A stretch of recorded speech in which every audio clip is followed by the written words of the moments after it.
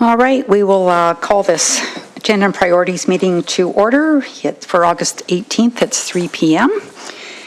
And I'd ask Councillor Maceras to please do the land acknowledgement. Thank you, Mayor Barkley. The town of Innisfil acknowledges that we are meeting on Treaty 7 territory, the ancestral and traditional territory of the Blackfoot Confederacy, Kainai, Piikani, Siksika, as well as the Tsuut'ina First Nation and Stoney Nakoda First Nation. We acknowledge that this territory is home to the Métis Nation of Alberta, Region 3, within the historical Northwest Métis homeland. We acknowledge the many First Nations, Métis, and Inuit who have lived in and cared for these lands for generations. We are grateful for the traditional knowledge keepers and elders who are still with us today and those who have gone before us. We make this acknowledgement as an act of reconciliation and gratitude to those whose territory we reside on. Okay, thank you, Councillor Maceras. Moving on to 2.1, are there any additions or deletions? No? Could please have someone adopt the agenda as presented. Councillor Dunham. Mayor Barkley, I'll move the agenda as presented. Okay, thank you. All in favor? Carried. Okay, and I'll ask CEO Becker to please introduce our delegation today. Well, Council's had a delegation request form from Shannon Paquette, who's the Donors Relations and Development Officer with STARS. She's here to provide some information on STARS mission and operations updates. So, Shannon, welcome. Thank you. Welcome, Shannon. Thank you so much. Thank you for having me here today. I just want to start this presentation by highlighting that STARS is celebrating 40 years this year. So that's 40 years of providing Albertans critical care anywhere. Next slide, please. STARS gains its funding through various channels. Last year, we were fortunate to sign a 10-year affiliation agreement with the Government of Alberta at 15 million block funding per year. After the government's contributions, back up one slide. Yeah. After the government's contributions, we still have to fundraise 56% of our direct operational costs, which you can see that's 34.2 million in Alberta for our 3 bases. So that comes from corporate partnerships, individual donors, our municipal initiative, and our lottery. Our STARS lottery is one of the most respected in Canada, and we net around $11 million per year, which is the cost to operate one of our bases. So thank you if any of you are lottery ticket purchasers. Next slide, please. So on this slide is a snapshot of our municipal support across the province. So I'm very excited to share that over 95% of Alberta's municipalities are proud partners in our initiative, and a reminder that this united effort really ensures a robust health and safety network for all Albertans. Sorry. Regional leadership partnerships are growing across the province and are represented by the dark blue boxes. So these counties and municipal districts support STARS at a minimum of $2 per capita, all the way up to $90 per capita. And as well as including additional partnerships within their boundaries. The light blue boxes represent 9 provincial leaders who include STARS as a fixed rate standing motion in their emergency services budget each year. And each of these areas have contributed over $500,000 to date. And finally, the 16 complete regional partnerships are represented by the red borders. So all cities, village, and town within these boundaries are all part of the municipal initiative as well. So on this slide, I'm going to take you through the 15-year mission overview for your area. You can see that the county averages 83 missions per year that STARS responds to. It's one of the highest in the province, and there's around 7 a year that comes to the town of Innisfil. So that's an incredible number of residents that we serve in your area. Interfacility transfers are also included as they originate within your boundaries. They're taken to the nearest hospital. The level of care required is higher than what can be provided, and that's when STARS is called in. Next slide, please. This is my favorite slide to share. It's our postal code project. So we take the postal code of the residents where our patients lived at the time that they were flown by STARS. If you take a look, you can see the outline of your county there in the blue.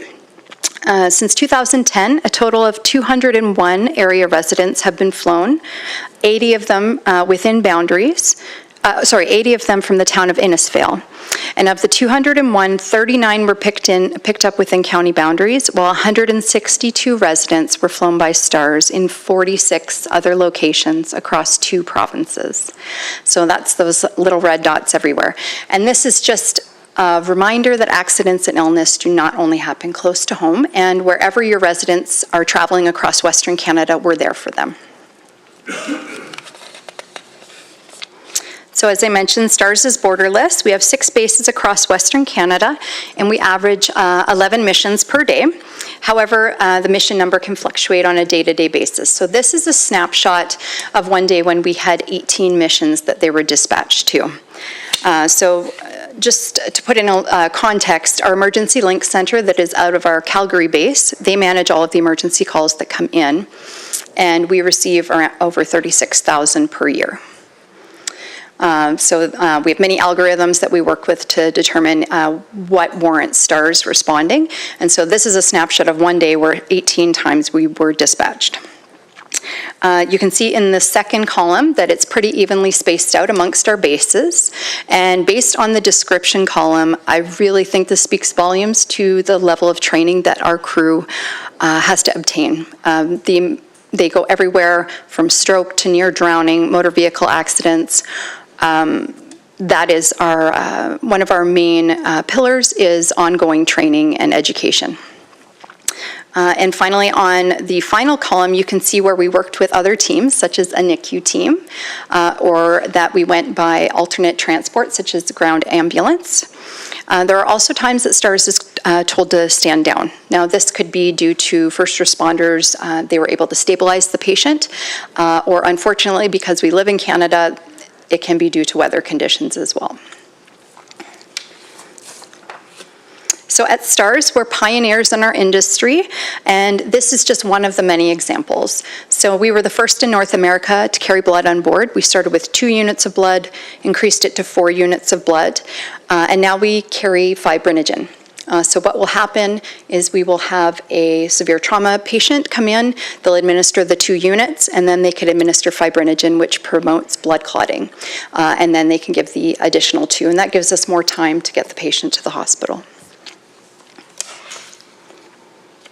So, and as I mentioned, we provide, or maybe I didn't mention, my apologies. So we provide virtual care as well as physical care in your community, and I'll explain a little bit about that. So our transport physicians are there. They're available for your rural staff to assist and provide guidance. So we use an encrypted connection through a program called Good Sam, which can go through, as you see on the screen there, cell phones. They can use iPads, and it gives a live video feed and provides a faster and more efficient method for everyone on the call to get together and to help diagnose what is best for the patient. So you will have the local staff working on them, you'll have specialty officers, and you'll also have our transport physicians all on the same call.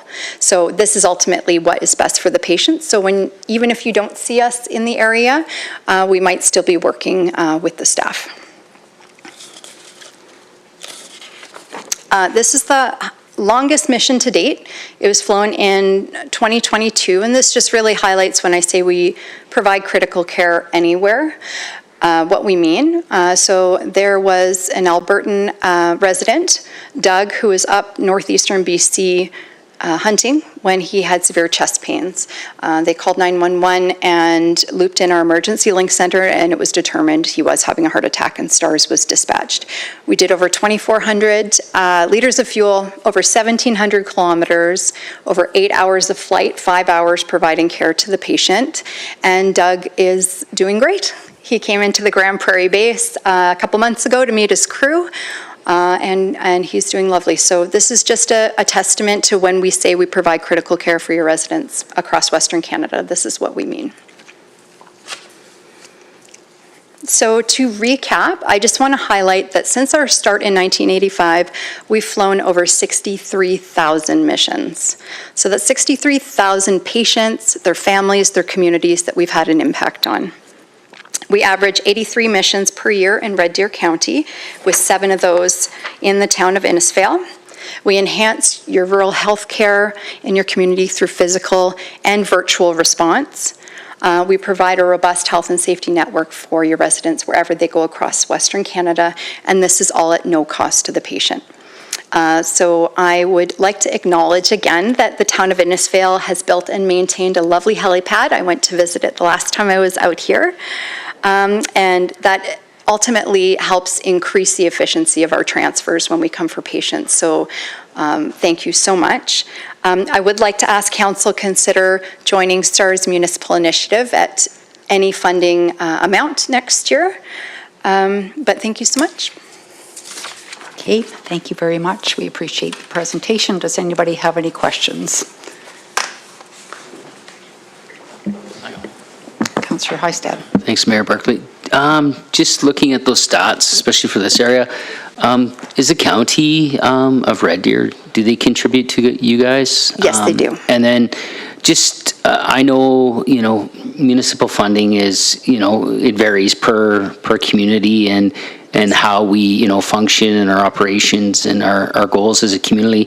Has STARS ever looked at, I know that you come and ask for funds every year, but have you ever looked at a different way to strategize and work with all the surrounding groups or communities to, we may not be able to fund what STARS may would like, but has there been a strategy that way rather than some communities just can't afford it, and how can we better assist you in the future? That's all over the map. Apologize, but That's okay. thanks.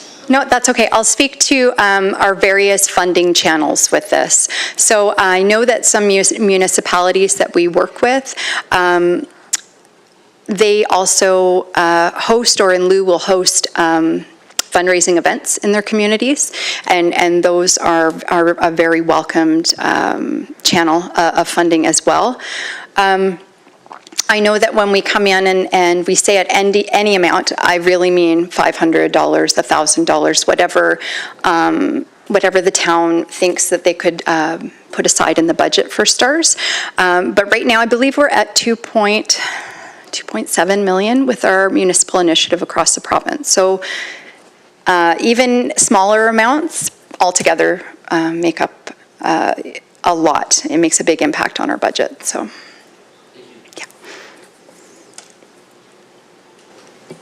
Anybody else have any questions?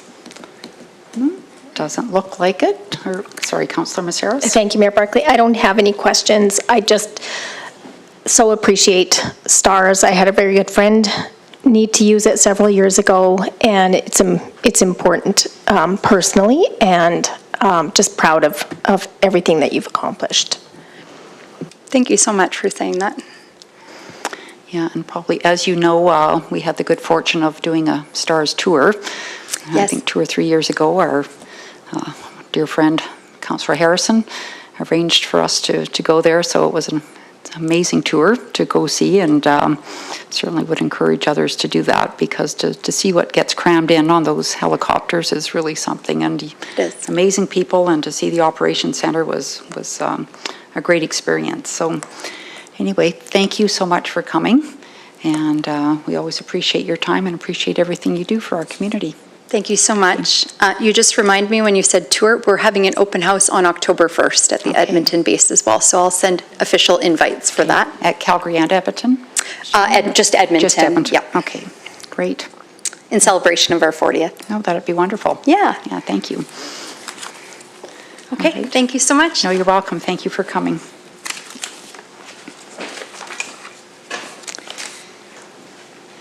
Okay, we'll move into 4.1 with Director Kennedy and the Q Alert system. Thanks, Mayor Barkley. So in front of you just is a quick summary of the new Q Alert system that we've put in place here for about a year now. It is an add-on system to our GIS system or software that streamlines how service requests are received, routed, tracked across all the departments. The system ensures every request is automatically sent to the right team and monitored from the start to finish. Departments like utilities, public works, parks, bylaw, planning, solid waste, and facilities. Have been using the system internally for about a year now. Just recently, we have rolled it out as a public, for public to use as well. Some of the system benefits in regards to Q Alert, it does provide us with a good trending identification, provides us with performance metrics across all departments, as well as data-driven planning. So we are able to review all the data yearly or monthly as we feel. A little bit of performance to date. So since our launch internally, we have logged over 1,100 requests. Of those, bylaw have handled 438. Operations, in particular, that's solid waste, 437 requests, and the roads department, 115 requests, with the remaining being handled through parks, utilities, corporate services, and community services. The Q Alert is now a key tool for handling these service requests, making work faster and helping staff understand the community needs. It uses GIS mapping to show where the issues happen so staff can plan repairs and improvements more readily. As stated, it is GIS linked, so it does provide us with an opportunity to identify hotspots, reoccurring problem areas, prioritizing our work schedules, as well as planning any maintenance and capital investment based on these inquiries. So I will take any questions in regards to our Q Alert system. Sure. Thank you, Director Kennedy. Does anybody have questions for Director Kennedy? Councillor Bates? So I've never used it that I'm aware of. How do you access it? If you're a citizen, you say a lot of it's coming from them. Is it the way that something's transferred after they call in, or how does that work? Yep, so in the past, what we have is inquiries are phoned in, and then we transfer them onto the Q Alert, but we do have it now available on our town website under Q Alert. It's a button, just Q Alert, and it actually walks you through how to enter the inquiry, provides kind of a walkthrough of just the data that they need, location, as well as the feedback in regards to who to respond to and how they would like to be responded. It gives you the three options to either email, phone, or text. So like I said, that's been fairly recent that we've left it open to the public, so we are just rolling that out more as a gentle rollout. And the icon is actually on the homepage, Yep. the Town of Innisfil. I checked it out today. I didn't enter anything. Okay, so do we have a strategy for communicating Q Alert to the public, just that it exists, or? Yeah, we're leaving it as more of a, like I say, soft rollout. We are doing an upgrade, I believe, to our website.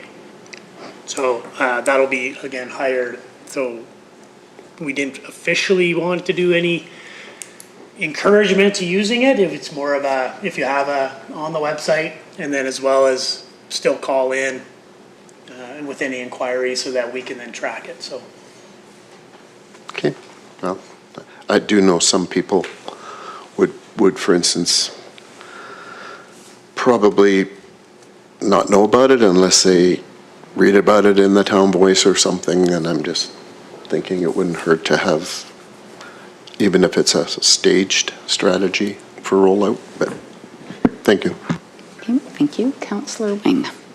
Thank you, Mayor Barkley, and through to Director Kennedy. So I guess just to add on or build on Councillor Bates's comments, so if somebody then puts a request in through this tool, it doesn't heighten the accessibility to service. It would be dealt with it sort of within the next business hours, the next day, or the following. I'm just thinking about an incident on the weekend where there was an animal hit by a vehicle and body lying on the side of the road, kind of thing. So if they went into this tool, that's not going to get them access to a human being that will go and take care of that. It would be looked after first thing Monday morning, kind of idea. So that doesn't change the level of service. It just changes the way you can access the service, perhaps. Correct. This is, the weekly service, so we still encourage, obviously, if there's emergencies, so our after hours, for emergencies. This does not replace that after-hour service. Okay. Okay, thank you. Okay, thank you.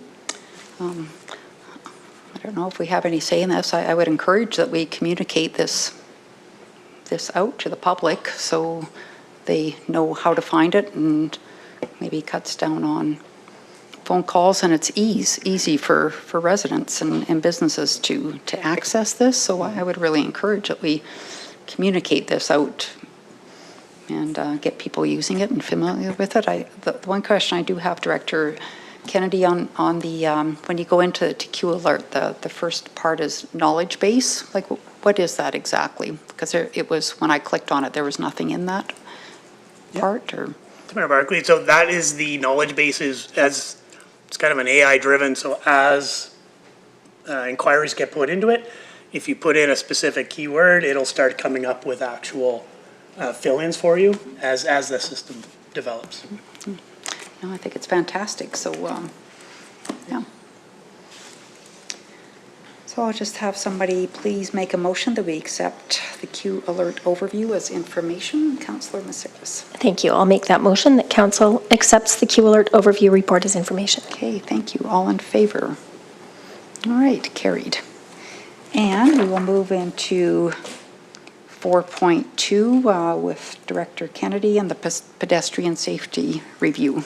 Yes, thanks, Mayor Barkley. So as requested at the previous meeting in July, we have in front of you the pedestrian safety review report that was presented back in July of 2024. So a little bit of just quick background, I guess. End of April, we did engage Aptus Engineering to complete pedestrian safety reviews of 20 intersections throughout town.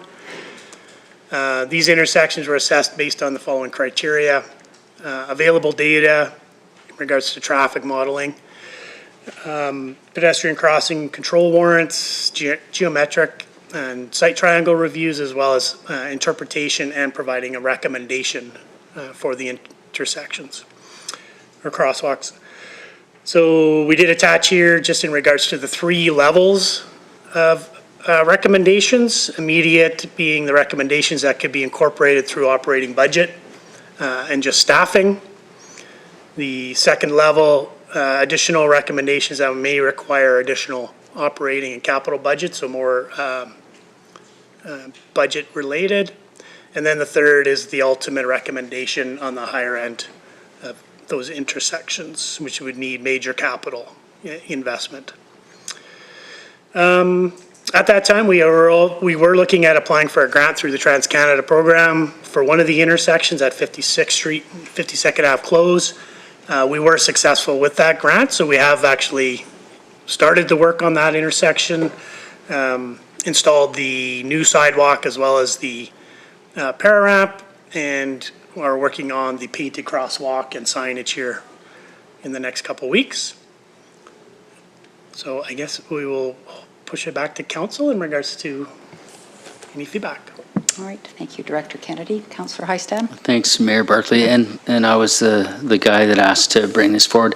I just thought it was a really good reminder of not only the good work that everybody's doing here on your end, Director Kennedy, but a reminder to us and whoever's going to take over in this role that there's a lot of good work here. And I think that, I guess there's a process question that I have for CO Becker, is that with this good work, how do we, and the reason why I'm bringing it up is 50th Street. I see a couple areas where they're touch and go for me. It's just out walking or observing.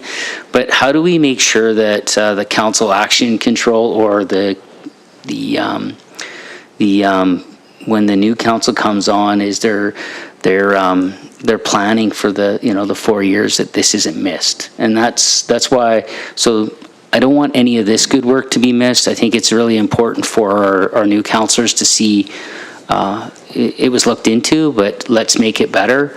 And then the other question is on 50th Street. I always find that corner where Dairy Queen and Ford is kind of that awkward, that's an awkward part, as well as I think it's 47th as well, 47th and 45th off of 50th Street.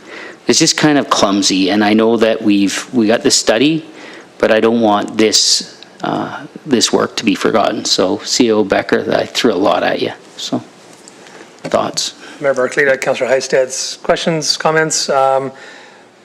New council, as they come on board, they go through an extensive onboarding orientation process. It takes actually a good part of a year likely to go through key documents, bylaws, plans, etc. This is a pretty significant document. It'd likely show up as a secondary onboarding document to review. Primary would be, previous strat plans, budgets, some key documents, asset management. This one would be rated fairly high, but probably not the top of the food chain. It'll come up likely with council deliberation comments and budgets. For sure it'll come in through budget. So it's the work of administration and onto council to use the information that's been developed, but it'll be really driven by the director to making sure it's front and center for making sure you have the right information. 50th, so that question specifically to the Ford Dairy Queen, it's listed somewhere on these documents, and it'd be up to council to determine where it sits as a priority, if it does at all. So it's certainly in the hands of council. Right now, council approved this document, and that means the director is now following it. That's the directive that the director has, is based on your motion to approve it. Council has the right to adjust your plans based on an engagement and a motion to adjust your priorities or defer to budget. So kind of back to council on where that sits. But we'll certainly seek council direction if there's something different that you'd like to see beyond what's presented here. Thanks, CEO Becker. No, I just wanted to bring this up. I think it's important, similar to the couple meetings ago we had, Lakewood, I think it was Lakewood Drive and the pit and the trails as well. So, no, something to note, and I hope this is on the radar of the new council. Thanks so much. Okay, does anybody else have any questions? No, if not, we'll just have a motion, please, that we accept the pedestrian safety review as information. Councillor Hystad? Yeah, I'll make that motion, that the pedestrian safety review as information. Okay, thank you. All in favor? Okay, carried. And we will move on to 4.3 with Director Jenkins and the 48th Street update. Thank you, Mayor Barkley. So just looking to provide council an update where we're at with the dangerous and unsightly property enforcement at 5119 48th Street. So back in June, we came to council looking for support and direction to continue enforcement actions on the property, which included requiring the applicant to obtain a building permit to bring the property back up into compliance, as well as secondary permits. Following the June 6th meeting with council, the applicant was provided an additional 30 days for those remaining actions to be completed. On June 16th, the actions remained unfulfilled, and we received correspondence from the applicant challenging the requirement for those things.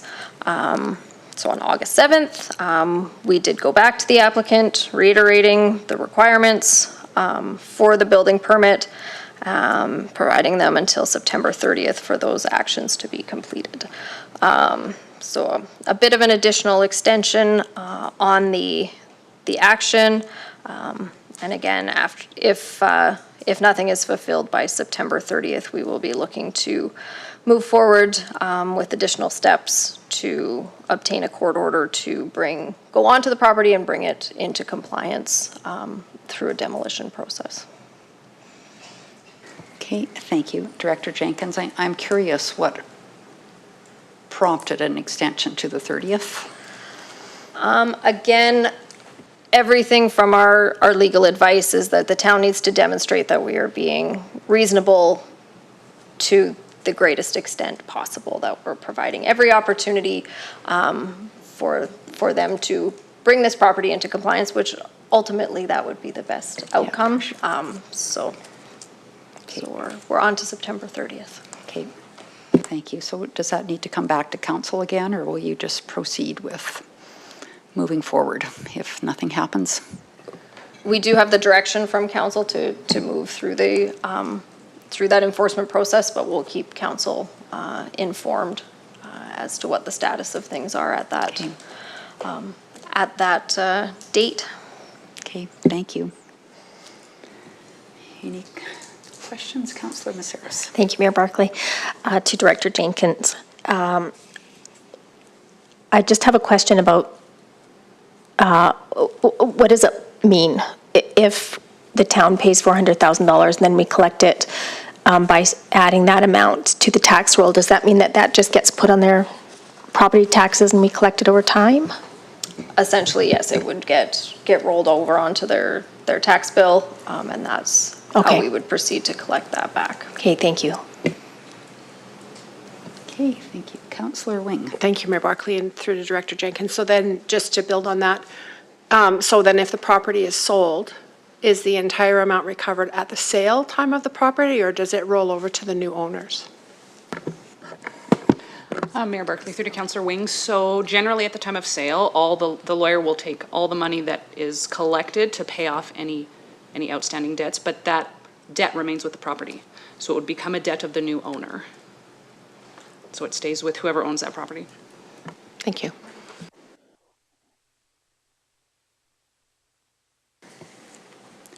Okay. All right, we will have a motion then to accept this report as information. Councillor Bates. I so move that we accept this report as information. Perfect, thank you. All in favor? Okay, carried. And we'll move on to 4.4 and the special event policy with Director Jenkins. Thank you. So we're looking to provide council with an overview of a new policy, a special event policy. So we currently regulate public and private events taking place on public property through a special event application process. However, there is no formal policy in place to inform the process. The proposed special event policy has been created to support a consistent and enforceable process to support events within the community while ensuring public safety and risk mitigation for the town. So the special event permitting process establishes the process and includes, to start with, what defines a special event, and then lays out the application process and what pieces of information are required based on what those various risk levels are. So right now, we essentially have a special event application form, and it kind of treats everybody the same, and then we have to make adjustments based on sort of a subjective evaluation of what the event is. You know, everything ranging from pancake breakfasts to couple-day-long festivals and those types of things. So this is intended to classify those events so that we can make those requirements more consistent with what the actual risk is associated with the events, and as well lay out what some of those specific requirements are. So as part of this process, we did send out a brief survey. So in July, we sent out a survey to all recent special event applicants, so going back 3-4 years, anyone who has applied for a special event through our process, essentially looking for some feedback as to how people have found the process, if there's been things that have been good, bad, or indifferent. We did receive 12 responses out of the 35 emails. Feedback is included in your package and was generally very positive. I think the biggest sort of sticking point is insurance, and folks are getting better and more accustomed that that's pretty standard for a lot of things. So that's one big one. And then, yeah, just really that consistency of process, and I think it has definitely improved over the last few years. There is one thing that isn't currently included in the policy that I would be curious to get some feedback from council. Within our current special event application, one of the requirements that is highlighted is that if there's a road closure, that businesses provide their support. And if we want to capture that within the policy, and how we may want to do that. Is it a notification, or is it a sort of a yes/no type of question. So yes, looking for feedback and comments, and then we will bring the draft back at a future meeting for consideration of approval. All right, thank you, Director Jenkins. Does anybody want to provide some feedback? Councillor Dunham? Thank you, Mayor Barkley, through to Director Jenkins. As somebody who's applied previously for a few different events, the process to date has been, I think, very easy and has been most amicable when it comes to working with the town. But I really like what this will bring as far as a more formal application and, for example, or formal policy. When we apply for the AHS permit, it is very granular. So all the information that you're actually asking for, map, site map, things like that are something that we already have to do for that permit. So really it's just bringing in all that information that we've created into the town application. And as far as the road closure goes, we have an event that we're going to be proposing in December, and that's one of the things that we're doing is we're going around to the businesses beforehand to get their support and to sign a letter of support. And I think that's something that should be captured within the policy, because if it's affecting businesses, they should have a say in it. That's my opinion. Thank you. Okay, Councillor Hystad. Thanks, Mayor Barkley. I think this makes sense. It actually brings communities together as well as partners, like Councillor Dunham's talking about working with other businesses and that. I think that it all comes down to risk, and I think that anything that we do as a community, usually, if something goes wrong, everybody's pointing at the town or administration and then council as well. So I support this. I think this is a really good piece of work. Thank you. Okay, thank you. Councillor Maceras. Thank you, Mayor Barkley. Through to Director Jenkins.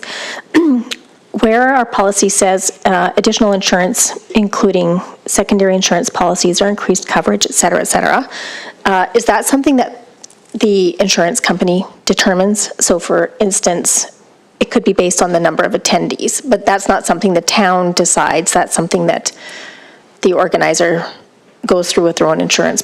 Right, so they go through their own insurance. We specify what the minimums are in terms of the $2 million liability. The applicant would have to explain to their insurance company what it is they're doing. And those are the kinds of things that we would look for on the insurance policy is, are they having bouncy castles and those types of things, so that's covered. Director Vickers has been working through our AMSC insurance provider. There's some municipalities you can see on their websites when you go to apply for a special event.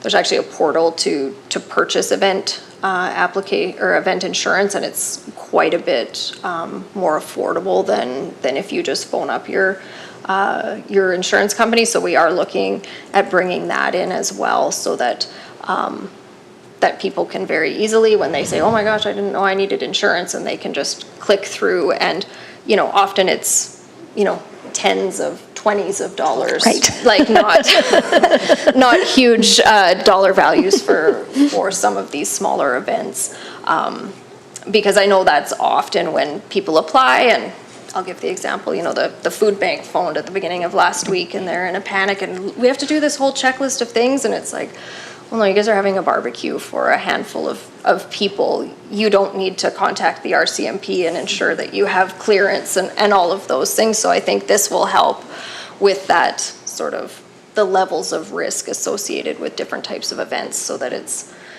more appropriate to each group, and that we're not over managing risk. We're not killing all the fun in the world, but we're still protecting the town on that side as well. Great, thank you very much. Councillor Bates. So through to Director Jenkins, just to get a feel, they used to be more popular. I don't know if, would this apply to something like a block party even? And, or if it does, is there a size or if there's no closure to the road, or is there some? Yeah, so there's sort of a matrix of low risk, high risk, medium.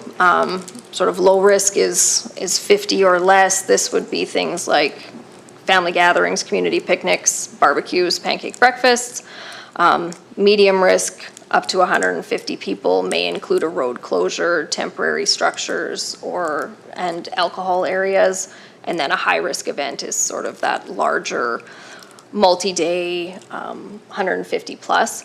We've generally moved away from the block party concept where you're closing the road and trying to do that. It tended to, again, the insurance, that part of it, the community cooperation as to who all was on board with the road being closed for the period of time, and we have encouraged people to move towards the public spaces to do those types of events. We haven't had one this year. We've had a couple in the past few years, but that the coordination of the closing the road, the alcohol part of it does make the block party concept in the sort of traditional sense a bit of a challenge and something we've moved away from promoting. Okay, no, thank you for that clarification. Just curious, and I'm just speculating. So 50 is kind of the smallest. So it is conceivable that somebody might have a family party that doesn't even know that they should. Potentially, most people, especially if they're going to Centennial Park or somewhere where they're gonna they want to use the cook shack or those types of things, they will reach out in advance. Okay, no, thank you. Okay. Anybody else? Councillor Wing. Yeah, just, yeah, I mean, in the times that we've certainly found that town staff are absolutely helpful in directing us to the right places for all of these forms. I think you're right as far as well, I don't know. I don't know that every group that would just decide to converge on the park would think that they needed to have permission to do that. Certainly there have been confusions with weddings and that kind of thing, but I think the more it happens and the more opportunities we have that we can point people to the process, I think is helpful. And I find the policy quite easy to understand. And so, yeah, I think the policy will certainly add clarity to the process. So thank you for that. Okay, thank you. And Director Jenkins, I'd definitely add the street closure and getting permission from the businesses as part of that. I believe it's a 75% threshold at the moment. And you know, there's always somebody that doesn't want the event, but on the other hand, I think for the most part, that's a pretty good threshold. Yeah, I would agree, and I know even just that awareness, and if it leads to the conversation of, you know, can times be adjusted or things like that can support those businesses if they do have concerns, signage, et cetera. So. Yeah, no, I would say definitely. I know recent conversations, I didn't have them, but somebody else was and, you know, fully supportive of the event, but please don't set it up in front of my place of business. You know, move it down here, which was fine, but if you don't ask, you wouldn't have known that, right? So I think it's very, very worthwhile and helps with that relationship. Okay, so we'll just have a motion, please, that council accepts this report as information. Councillor Dunham? Mayor Barkley, I'll make that motion. Okay, perfect. All in favor? Okay, carried.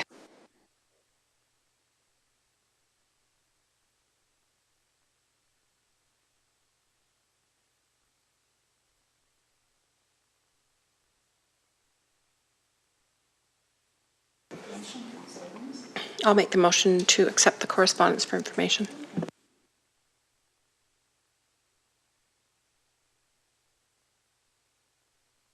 Thank you, Mayor Barkley. I will be submitting my report on Thursday. Nothing to update till that point. All right, thank you. And Councillor Wing? I don't have anything to report at this time, other than thanking Rotary for a really delightful event on Saturday, and it was a busy, busy weekend. The festival down at the park was wonderful too, so thank you. Okay, thank you. Councillor Heistad? Thanks, Mayor Barkley. Just my comment to the members on Rotary and that event on Saturday night was really awesome. great fundraiser, and good on the Rotarians for the work that they did. I swung by, said hi to Dale, our Councillor Dunham, setting up the Lantern Festival. So thanks for all the work that you do in our community, Councillor Dunham and Sean. We had a disc golf tournament that had people from all over the province, which I ran into those guys for about 10, 15 minutes. And then the ball tournament was a big deal this weekend. So there was a lot. So a lot of hopefully people spending lots of money in our restaurants and in our stores, No Frills Co-op. Thanks.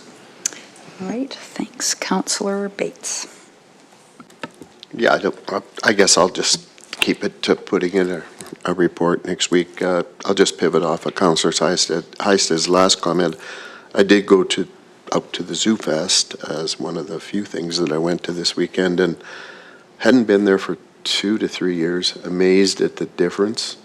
The trees have grown, the stuff they've added, they've reconfigured stuff, and just to be there and see how many out of town, totally inclusive population that go there and listen to them, that, oh, let's go so to eat, and yeah, so it was pretty neat.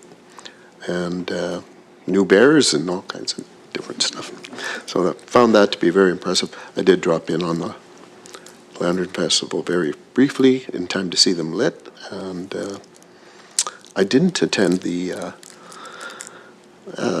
here I am, I'm rambling now, but I didn't attend the food bank barbecue, but I did watch a live feed of my Cochrane granddaughters, the U15 winning bronze and the U22 winning gold in lacrosse nationals in Halifax.